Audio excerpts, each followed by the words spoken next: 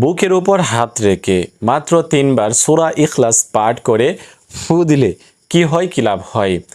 সম্মানিত দিনী ভাই বোনেরা, আজকে আমি এরকম খুবই কার্যকরী এবং খুবই উপকারী একটি আমল সম্পর্কে আজকে আপনাদেরকে জানিয়ে দিব এবং শিখিয়ে দিব, যে আমলটি করলে আপনাদের অনেক উপকার হবে। আপনারা শুনলে অবাক হয়ে যাবেন।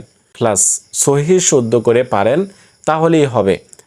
সূরা ইখলাস, কুল হুয়াল্লাহু আহাদ, এই সূরাটির মাধ্যমে আজকে আমি আমলটি আপনাদেরকে শিখিয়ে দিব খুব সহজেই। তো আসেন আমরা প্রথমে সূরা ইখলাসটি সহিহ শুদ্ধভাবে শিখে নেই। আউযু বিল্লাহি মিনাশ শাইতানির রাজিম। বিসমিল্লাহির রহমানির রহিম। কুল হুয়াল্লাহু আহাদ, আল্লাহুস সামাদ, লাম ইয়ালিদ ওয়া লাম ইউলাদ ওয়া লাম ইয়াকুল লাহু কুফুয়ান আহাদ। বিসমিল্লাহির রহমানির রহিম। কুল হুয়াল্লাহু আহাদ, আল্লাহুস সামাদ, লাম ইয়ালিদ ওয়া লাম ইউলাদ ওয়া লাম ইয়াকুল লাহু কুফুয়ান আহাদ। এরকমভাবে সূরা ইখলাস সহিহ শুদ্ধভাবে আপনাদেরকে শিখে নিতে হবে। তারপরে কাজ হচ্ছে এই আমলটি আপনারা কিভাবে করবেন। পবিত্রতার সহিত পবিত্রতা অর্জন করে আপনি পবিত্র স্থানে বসবেন। প্রথমে 3 বার ইস্তিগফার পাঠ করবেন, আস্তাগফিরুল্লাহ আস্তাগফিরুল্লাহ আস্তাগফিরুল্লাহ।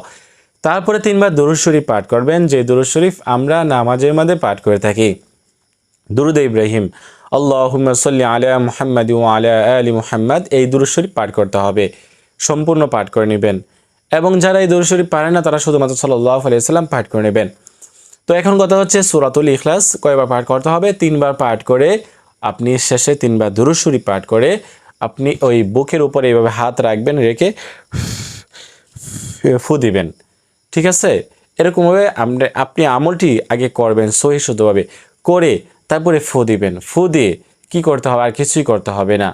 পারলে আপনি 1 গ্লাস পানি নেবেন, পানির মধ্যে আবার ফু দিবেন, ওই পানিটুকু আপনি পান করে নেবেন। এই হচ্ছে আমল। এই আমলটি করলে কি হবে? আল্লাহ তাআলা আপনাকে অস্থিরতা দূর করে দিবে, আপনার পেরেশানি দূর করে দিবে।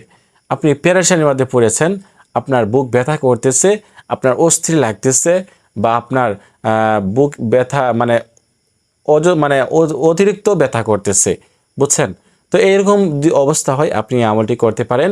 বুক ব্যথা, অস্থিরতা বা সকল ধরনের পেরেশানি থেকে আল্লাহ তাআলা আপনাদেরকে মুক্তি দান করবেন।